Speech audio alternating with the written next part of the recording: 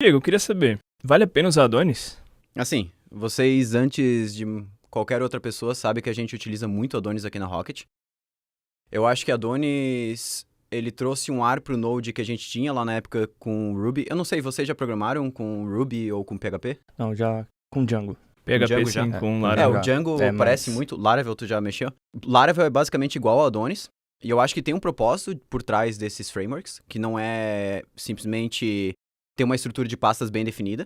Mas eu acho que uma vez tu me falou essa palavra, que eu acho que eu gravei por muito tempo, que é a palavra opinião. Tipo, quando o framework traz opinião junto com simplesmente estrutura ou qualquer coisa assim. Então eu acho que uma das coisas mais importantes que o Adonis trouxe para a comunidade do Node foi opinião, porque a comunidade do Node ela é muito dividida. Todo mundo tem um framework diferente.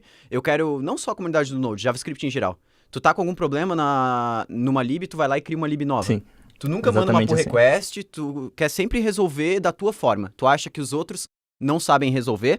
E quem tem isso muito, que faz muito bem, e o PHP tá indo pro mesmo lado, é o Ruby. Ruby, existe uma forma de resolver o mesmo problema. Dificilmente outra lib que vem para resolver o mesmo problema, que não é muito melhor que aquela anterior, ela não nem cresce.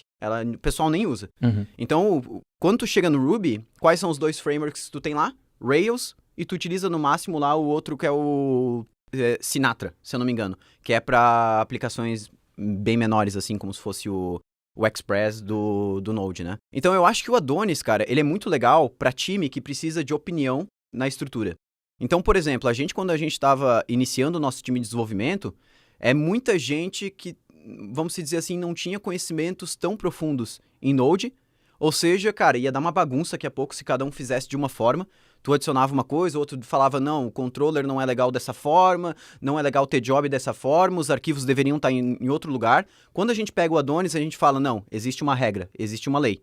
E aí a gente é obrigado a seguir aquilo lá. Claro que ele tem o seu, vamos dizer assim, os seus limites, né?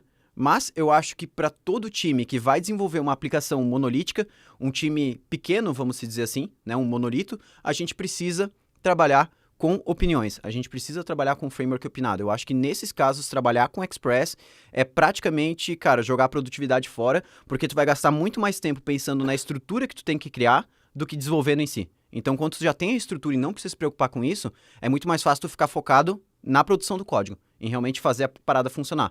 Porque fica muito claro, pô, se tu não colocou o código no controller, cara, não tem outro lugar para colocar.